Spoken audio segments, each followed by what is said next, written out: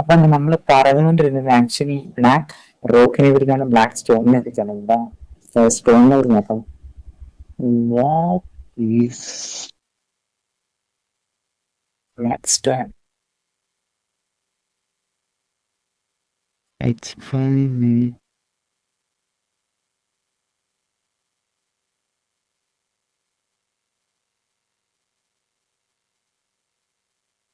Black stone is one of the world's largest investment firms. Okay.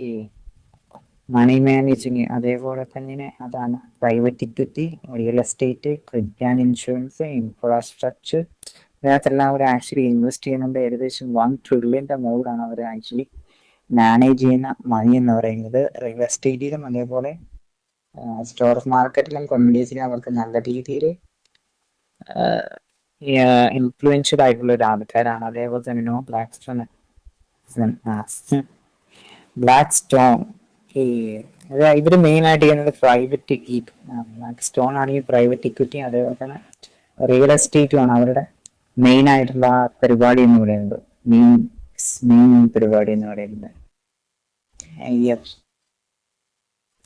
അപ്പം നമ്മൾ black സ്റ്റോണിനെ കുറിച്ച് കണ്ടു. ഇനി നമുക്ക് ഇവരുടെ പരിപാടി എന്താന്ന് നോക്കാം. ഇവരുടെ ഇൻവെസ്റ്റ്മെന്റ് ആണ്. ഓക്കെ, ബ്ലാക്ക് റോക്കി ഈ സെക്യൂറിംഗ് അലീക്കി parent Minnesota power for 6.2 billion. ഇതിന്റെ മോനെ ആ കമ്പനിക്ക് 2.3 ബില്യൺ ഡെപ്റ്റും ഉണ്ട് ആക്ച്വലി. ആ ഒരു കമ്പനിയാണ് ബ്ലാക്ക് റോക്ക് അക്യൂർ ചെയ്യുന്നത്. അതേപോലെ തന്നെ ബ്ലാക്ക് സ്റ്റോൺ ആണെങ്കിൽ TXNM എനർജി എന്ന് പറയുന്ന ഒരു കമ്പനിനെ, എനർജിയാണ് നിങ്ങൾ ഓർക്കാം, ആ ഒരു കമ്പനിനെ ഏകദേശം അക്യൂർ ചെയ്യാണ്. അതും 11.5 ബില്യൺ വാലുവേഷൻ. അതായത് nearly 80 billion US utility infrastructure. ഇത് രണ്ടും കൂടെ ടോട്ടലായിട്ട് കൂട്ടിയാൽ തന്നെ 18 ബില്യൺ ആണ് US യൂട്ടിലിറ്റി ഇൻഫ്രാസ്ട്രക്ചറിൽ ഇവർ കോമ്പൈൻ ചെയ്തിട്ടുണ്ടാകുന്നത്. അത്രയും അങ്ങനത്തെ ഒരവസ്ഥയിലാണ് ഇത് actually. The platform Wall Street is shifting focus. New goal that is not for data. It's in energy. അതായത് ഇപ്പം ചിപ്പുകളുടെ കാലം പോലെയല്ല. ചിപ്പുകൾക്ക് ഇപ്പം മെയിനായിട്ട് ആൾക്കാരുണ്ട്. AMD ഉണ്ട്, അതേപോലെ TSMC, NVIDIA, അതേപോലെ ഇനി ഇന്റലുമായിട്ട് ഇത് ഇന്റലിലുള്ള NVIDIAന്റെ ഇൻവെസ്റ്റ്മെന്റ്. അങ്ങനെ ചിപ്പുകൾക്ക് വേണ്ടി ഇനിയുണ്ട്. ബട്ട് ആക്ച്വലി എനർജിക്ക് വേണ്ടിയാണ്, ഡാറ്റാ സെന്റേഴ്സ്. അതൊരു വൺ സീനാണ്. ഇവിടെ നമ്മുടെ ഇന്ത്യയിലാണെങ്കിൽ വിശാഖപട്ടണത്ത് ഗൂഗിളിന്റെ സാധനം വരാൻ പോകുന്നത് പോലെയാണ് ആക്ച്വലി ഇത് വരുന്നത്. എന്താ പറയാ, ഡാറ്റാ സെന്റേഴ്സ് ആക്ച്വലി വരുന്നത്. And the energy crunch.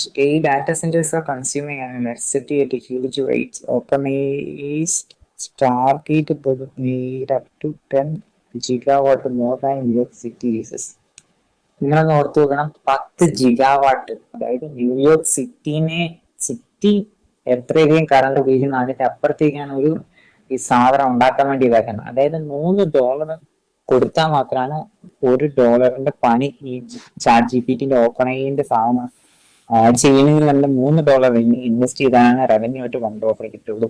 കാരണം അത്രയധികം എക്സ്പെൻസീവ് ആണ് ഈ എനർജി എന്ന് പറയുന്നത്. കാരണം ഇനി കണ്ടോ, ഓരോ എനർജി മേഖലയിലുള്ള ഓരോ സോഫ്റ്റ്വെയറുടെ ഇന്ത്യയിലടക്കം ഇനി കൂടാൻ പോവാണ്.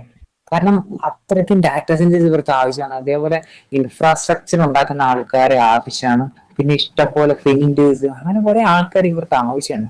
അതായത് ഇവിടെ വരുന്നത് വിശാഖപട്ടണത്ത് വരുന്നത് ഗൂഗിളിന്റെ സെക്കൻഡ് ലാർജസ്റ്റ് ഒരു ഡാറ്റാ സെന്റർ ആണ് ആക്ച്വലി അവർ പ്ലാൻ ചെയ്യുന്നത്. അത് 15 ബില്യന്റെ മുകളിലാണ്.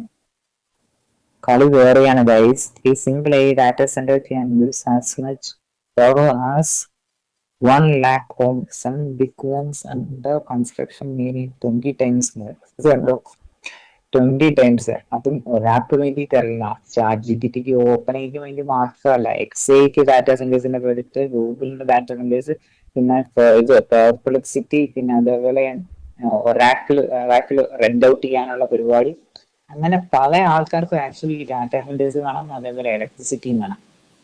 അതിനകത്താണ് ഇവരുടെ കളി എന്ന് പറയുന്നത്.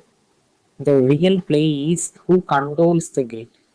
Who controls the grid? സത്യം, ആരായിരിക്കും ഇതിനെല്ലാം കൺട്രോൾ ചെയ്യുന്നത്? അതായത് ഇപ്പം ബ്ലാക്ക് റോക്കും അതേപോലെ ബ്ലാക്ക് സ്റ്റോണും ആക്ച്വലി ഇവർ അക്യൂർ ചെയ്ത് കഴിഞ്ഞാൽ ഡാറ്റാ സെന്റേഴ്സിന്റെ പവർ ഉണ്ടാക്കുന്ന കമ്പനികൾ ഇവരുടെ കീഴിലാണ്, അല്ലാതെ ബാക്കിയുള്ള ഇവന്മാരുടെ കീഴിലാണ്. ഇതും കൂടെ കീഴാകുമ്പോൾ ഒന്ന് തിങ്ക് ചെയ്യുക, അവർ എത്ര വലിയ കളിയാണ് ഇതിനകത്ത് കളിക്കുന്നതിന്. ബ്ലാക്ക് റോക്കും ബ്ലാക്ക് സ്റ്റോണും പിന്നെ എന്താ വാൻഗാർഡ് എന്തായാലും ഉണ്ടാവും. പിന്നെ ഇതിനകത്ത് അവന്മാര് പതുക്കെ വന്നോളും വാൻഗാർഡിനും കൂടെ. The AI won't change the Wall Street logic before invest in innovation. Now invest in what? Innovation consumes. കണ്ടോ?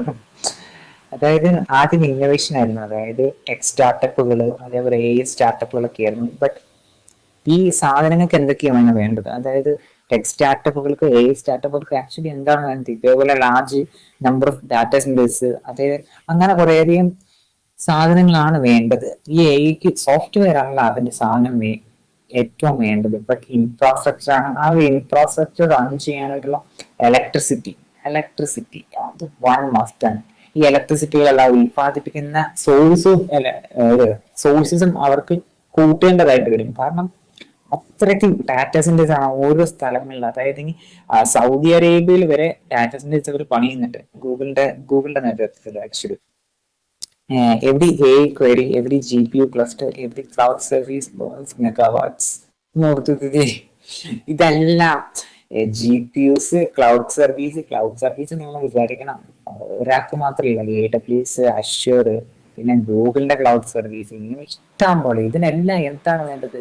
ഇലക്ട്രിസിറ്റി. ഓക്കെ, എല്ലാത്തിനും ഇലക്ട്രിസിറ്റി. പിന്നെ ഇതിനു വേണ്ടിയിട്ട് മാത്രമല്ല, ഇപ്പം നമ്മൾ ഉപയോഗിക്കുന്ന ആപ്പുകളിലെ ക്ലൗഡ് പ്ലാറ്റ്ഫോമിലാണ് ആക്ച്വലി റൺ ആവുന്നത്. ഇതിനെന്താ വേണ്ടത്? ഇലക്ട്രിസിറ്റി. ഫുൾ കളികളാണ് ഇലക്ട്രിസിറ്റി എന്ന് പറയുന്നത്. AI has made energy the new gold. This is just as our Wall Street smart investors are already there. ഇതൊക്കെ നമ്മളിപ്പോ അറിയുന്നതേ ഉള്ളൂ. ബട്ട് ആക്ച്വലി ഇതൊക്കെ നേരത്തെ ഇവര് പരിപാടി, അതായത് ബ്ലാക്ക് റോക്കും ബ്ലാക്ക് സ്റ്റോൺ ഇത്രയധികം അക്യൂർ ചെയ്തിട്ടാണ് നമ്മൾ ഈ കാര്യം അറിയുന്നത്. ഇതിനേക്കാളും മുന്നേ ഇതൊക്കെ അറിയാവുന്ന കുറേയധികം ഇൻവെസ്റ്റേഴ്സ് ആക്ച്വലി ഉണ്ട്. Revolution will not be won by who holds best. It will won by whoever controls electricity. Electricity ഇനി ആരുടെ അടുത്തായിരിക്കും തന്നെ ഇലക്ട്രിസിറ്റി. എന്താ പറയാ, മറ്റേ ഓയിൽ പോലെ ആയിരിക്കും ഇനി ഇലക്ട്രിസിറ്റിയും പരിപാടികളും ഒക്കെ തന്നെ വരാൻ പോകുന്നത്.